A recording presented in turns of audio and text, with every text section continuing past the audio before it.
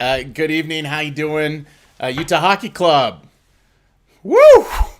Rough one tonight. 3-0 against the Winnipeg Jets, the best record in the NHL, Winnipeg Jets.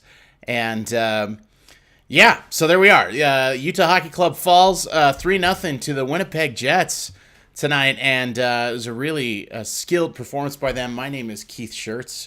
I run things around here at Hive State Hockey. I try to do a live stream following every single Utah Hockey Club game, and give a few things that I noticed, some thoughts as I follow this new franchise. It's actually just kind of the zombie coyotes. Maybe they actually, in all the conversation about what the name of this franchise should be, zombie coyotes is pretty strong. Anyway, that is where we are following this team, and as they develop and come along. I'm gonna thank you for the people who are in and watching us live. I'm gonna just quickly throw up a question for y'all to answer in the poll. We'll try that. Hopefully that'll work. So you can see that in the chat there for the live stream. The question that I want to ask is, what do you think is the biggest issue with the Utah Hockey Club? In games where they lose, or even in games where they win, right? The weaknesses they come up. So the question is it 5-on-5 offense? Is it defense just in general? Too many good quality chances for the other team? Is it just inconsistency with youth and things that'll get better as time goes along? Or do you think that maybe the parts don't necessarily fit together? That maybe the players don't actually have good chemistry. They don't make sense with one another. So throw that out there. And, of course, if it's more nuanced than that, or if you think it's something else, please add your response to the chat. Okay, so Utah Hockey Club has a rough one, a little bit of a rough one. They get shut out again. I believe that is their third time getting shut out this season. So they're very much a team that it seems like, if they're off or they don't find where they're going to go offensively, that's what it's going to be. Very closely contested game for the first 30 minutes. There was no goals on the board for either team. I thought that Utah played pretty well through the first period and into the second period. I thought that they, were right there. Obviously, they were getting a little bit outpaced, outpossessed in terms of offensive zone time. The Jets were more in control, but you didn't like. If I was a Jets fan, I wouldn't have liked anything that team was giving. So anyway, that would be one of the big things that I would talk about as it relates to that is that, for the first half of the game, they hung tough. They got beat up. They always get beat up. They're not a team that does a lot when it relates to hanging in there and being a tight-knit group in terms of, physicality and finding ways to make some of those things come together. But I would just say that I really enjoy and like watching some of the growth and some of the figuring it out that's going on with some of these younger players. Kesselring, big mistake tonight. I thought he pinched where he didn't need a pitch. It was a really aggressive move. He's close to getting it, but it led to the big chance on the other end for Nino Niederreiter for that second goal, about halfway through the third period. But Kesselring continues to be, a pleasant surprise as far as I'm concerned. I think he continues to do things that should make us all, pretty excited about what he might, be. This is not a player that I had, in the bingo card of being a top four defenseman. I think he's definitely top four defenseman. I think that if he's paired with Sergachev, I think he can play in the absolute top pair, and he's doing pretty well with Sergachev. I just think he made a gamble tonight, and the thing is like, you want young kind of, new players to the NHL who don't have that much experience, like you don't want to get killed by them, but you also want them to continue to try to develop and expand their game and have those lessons. So the question is like, will he learn from that? Will he be able to feel?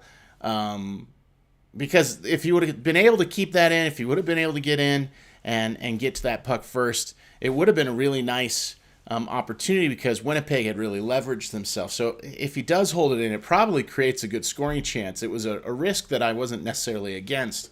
He just didn't make the play. And the cost of, coming forward, it led to Dylan Guenther having to be one of the two defensemen tracking back and trying to take away the middle. And then he just got screened really, really effectively by the Winnipeg Jets. And then Winnipeg found a way to score pretty handily there. So it was an exciting, goal for Winnipeg. I thought that quick rush move that they made through the neutral zone, Appleton gets the assist to Niederreiter. Lowry was able to chip it through, and that's how that all went. So anyway, I thought that that was kind of the key goal. Obviously, Winnipeg on the power play is absolutely bonkers this season. They're like at like 45% this season. They were 50% tonight, 1 for 2, and I thought the way that they scored on the power play, it was one of those, like, it's awesome when a team has the ability to score in skill because you're awesome at shooting and you have a great shot. It's great when you have a team that can score because you get deflections and the bumper guys in front go and do those hard working. So you just have tough guys who control right in front of the goalie and screen and fight with the defenseman and then still find a way to get their stick to the puck and then are able to jump onto rebounds. And so Gabe Vilardi's goal in the power play was one of those goals where he was able to get a deflection and able to get it in. Morrissey did a nice job of driving it to the net and trying to generate offense in that way. They had been cycling it. They'd been working it around their umbrella. They were going to the right wing and then back to the point, to the left wing and then back to the point. And you see Utah Hockey Club do this, but there's too much indecision. They got to drive the puck to the net. They got to find ways to generate with what they're going to do. And right now, I just don't love on the power play. We know that Dylan Guenther's got a great shot. And it just seems like everybody on the team is just trying to feed Dylan Guenther. Like they all bet the over on how many goals he was going to score this season for the team. I don't really understand why there seems to only be one answer to how we're going to shoot on net when we're on the power play. But that is where we're at this point. And yeah, it's not been a very effective power play. They went 0 for 4 tonight. They got 4 opportunities. When you have 8 minutes of the game on the power play and you only end up with 21 shots, it just shows like the power play was not that effective. They had periods of time where the power play was a little better than others, but by and large, this is not. It is not happening. And the way that the Winnipeg Jets went about it is to find different ways to make it happen for them. And, you have to give them a lot of credit for that. They have the skill guys. They have the tough guys who will play in front of the net. They'll do the hard work kind of goals. They will score on the rush. They're going to score via their system.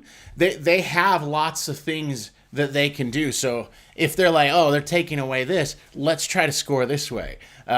Or hey, I think we can be tough and let's get in there and let's just try a couple times of just sending it to the bumper in front of the net and see if they can get a stick on it and make a deflected goal. Or let's see if we can just, hit it off the pads and get a rebound and find a way to get into the back of the net. Those are all things that you saw tonight. Winnipeg, they had no goals for the first 30 minutes of this game. They were trying to play a skill-based game. They were trying to, beat Vemelka. By the way, Vemelka tonight as the backup goalie, I thought I thought he was fine. He gave up 2 goals. One of them was an empty netter. Like, while he was in the net, he made his saves. And so, 25 saves tonight on 27 shots. Like, it's not bad, man. That's pretty good. And so, and I thought that his positioning was pretty strong and pretty solid.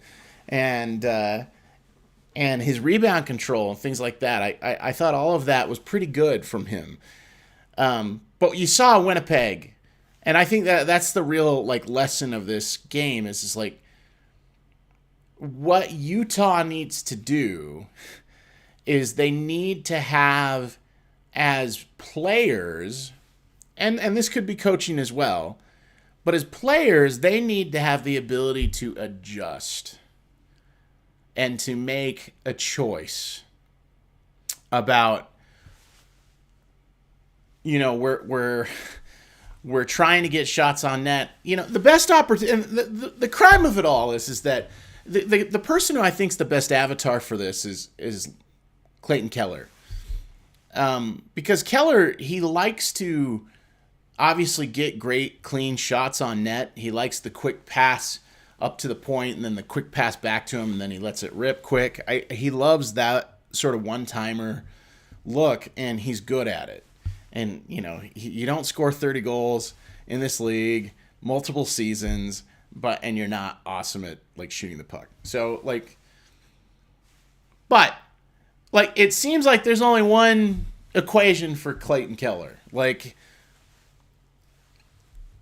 The best opportunity they had against Connor Hellebuyck was when they got onto a rush and Cooley was there in support, and they decided to take away the pass and decide that Clayton Keller, I think it's good scouting by the Jets, frankly, because they were Keller wants to pass, he wants to set up the one-timer, maybe the quick feedback, take away the pass. Beyond that, we've got Connor Hellebuyck behind us. You're not going to beat him clean. If he can see the puck, he's going to stop the puck. That's the best goalie in the world behind us. So we're going to take away, the weak side here. We're going to take away that pass. And you could just see, Clayton Keller had all the emotion of a guy that was did not want to shoot the puck. And it's crazy to kind of say that about Clayton Keller, but he hates shooting in odd man rushes. He doesn't like taking that shot. And I think maybe it's because he knew he couldn't beat Hellebuyck. But he took that shot on Hellebuyck. He got the rebound back. He tried to scoop it up, and Hellebuyck, what a goal. Or what a save. He just quickly snapped that thing into his glove. So this is it. This is what I think is part of what you saw. Is why is Winnipeg 12-1 this year? They have lots of ways that they can score. Utah has one mode of scoring, and they love to just have possession, and they are not a great. They don't, even though they have lots of guys that are good at passing and have the opportunity to good playmaking, kind of tic-tac-toe plays. That's not really how they score. They score most of their goals by virtue of a possession and then an opportunity to kind of wing it at the net and try to score, or at least that's how they try to score most of their goals. More recently, the goals have been scored because there's been a rebound and somebody's been able to pounce on it. But this thing where we're connecting with each other, we saucer pass it across, and then we just one-time it and then just, hit the water bottle off the top of the net, and it's just sick, or you bar down goal or something like that. That's what they're going for constantly. It's what they want to do, and it's also not working.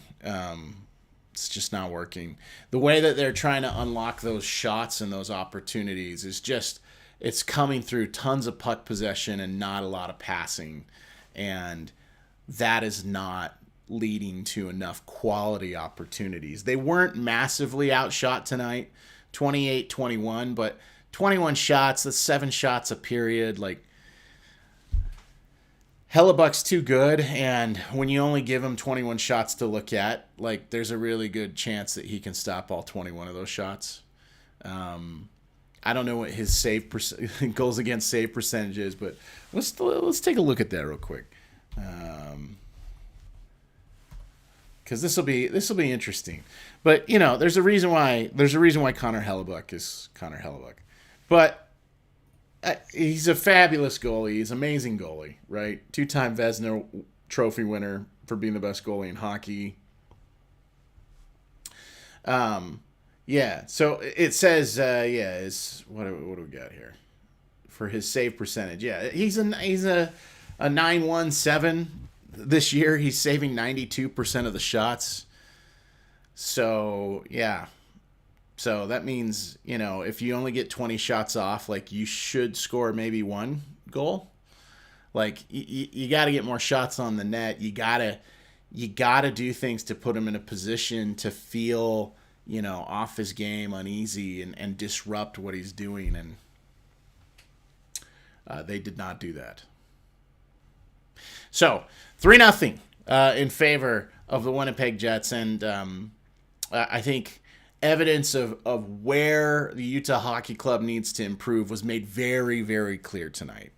I think that they've got to get tougher. I actually thought that the defensemen did a better job tonight. They didn't let so many shots come on net. I thought that Vejmelka played in a way to give the defenseman some security about trust that he was going to be able to step up and make the big save. And I also would just say that, like, the Utah Hockey Club just tonight, and then they have this. They're just so inconsistent. They're like that dog that your neighbor has that isn't a bad dog, right? It's a nice dog. It just barks a lot, right? So it barks a lot, but there's no bite, okay? And the old bark, but no bite thing. And that's the thing is I think that some nights, frankly, again, I mean, I've harped on it big time over the course of the first 10 games of the season for the Utah Hockey Club. But I would just say, like, I do think it's kind of wild that they only have 2 wins in regulation through this far in the season. I do. I think that's pretty nuts, actually. 12 games into the season, or 13 games in the season. Anyway, only 2 decisive wins to this point. And they have more wins in overtime than they do in regulation. So yeah. So they've got a long way to come in order to get better, and it'll be an interesting thing to see that evolve for this team. Okay, I wasn't gonna do any breakdowns tonight. The main thing that I wanted to here, let me switch this. Sorry, put my nameplate up there again. I feel pretty strongly that this is just the growing pains of this franchise. And I don't know that you could definitively say, I put as one of the things on the poll, and if you're in here, vote in the poll if you are so moved. I don't know that there's enough to say that the parts don't fit together. But I think that when Logan Cooley has a good game, it means that Clayton Keller isn't as good. That's what you normally get. And I think when Clayton Keller has a better game, Logan Cooley isn't as effective. I think that Barrett Hayton and Smaltz playing together with Michelli, it made Michelli better, but it's also made Barrett Hayton and Smaltz, who, by the way, Smaltz is having just a brutal season. Just a brutal season for Nick Schmaltz. But that's not really working. It's not really working. And I also am concerned about, I thought that the best pairing tonight was probably that Nick Bukestad and Kerfoot, basically when they were together. I thought that they were pretty aggressive, but again, they didn't get too cute with it. Those two are just skating hard, getting pucks on net, and trying to create something.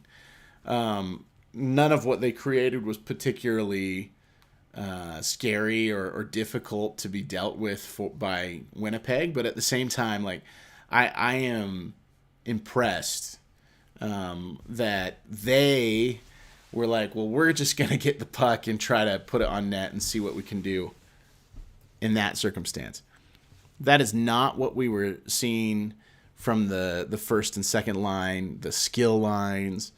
This checking line just went to work, and I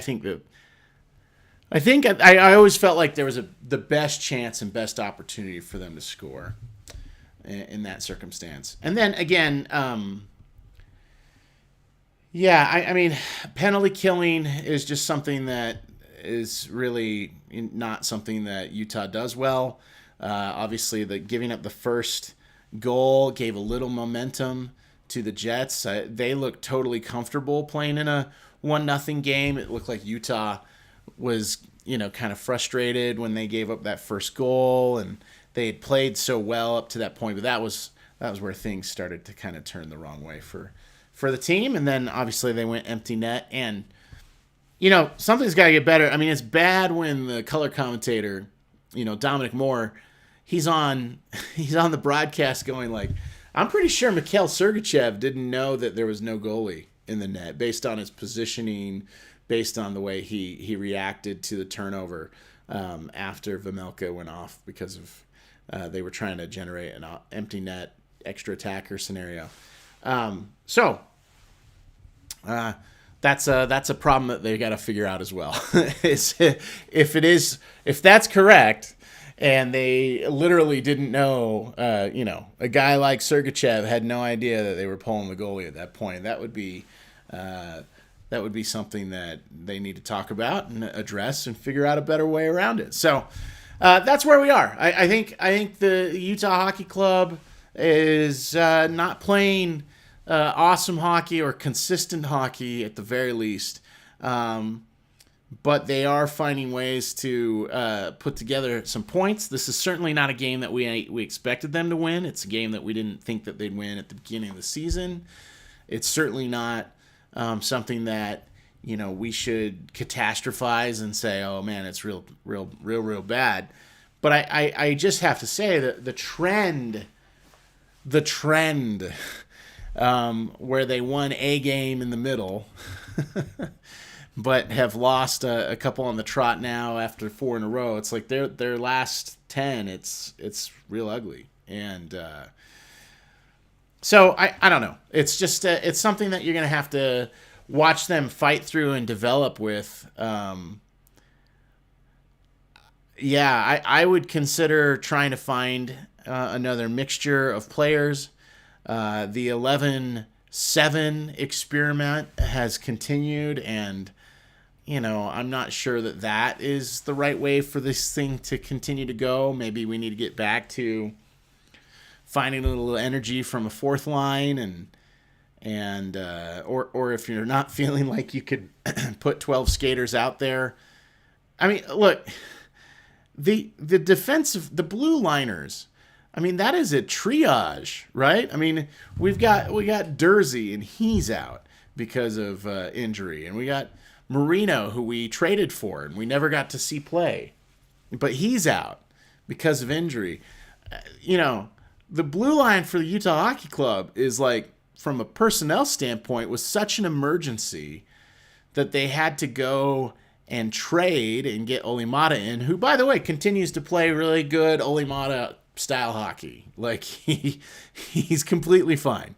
But I don't understand. I guess what I'm getting at is like, I don't understand adding extra minutes to the forwards And maybe it's because he's trying to find something, because it gives more opportunity for sort of unique groups to share the ice together.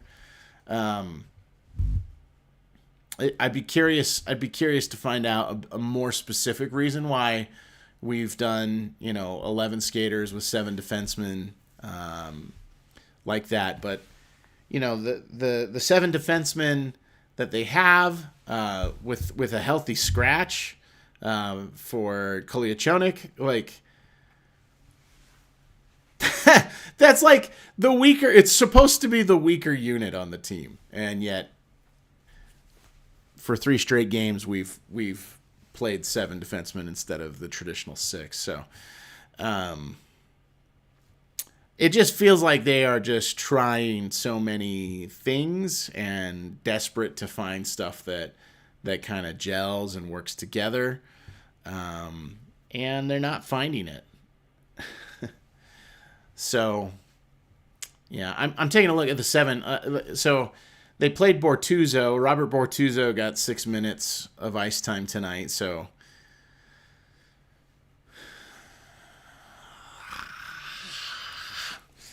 I don't know. Is it worth Clayton Keller having 25 minutes of ice time so that you could get those 6 Robert Bortuzzo minutes? I don't know, right? I don't know. The other point is it's supposed to be decreasing how much time Mikhail Sergachev's on the ice, and he put in 24 minutes on the ice. So it's like big, heavy workload for Sergachev. And they have 7 defensemen that are dressed. Like, that's bonkers. That's just a bonkers scenario to be in.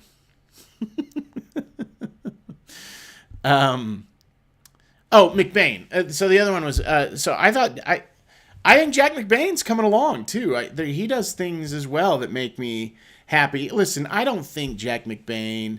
I've wondered if maybe he could become like a 20-goal scorer and like develop into that sort of thing, but he's not. He's not one of those things.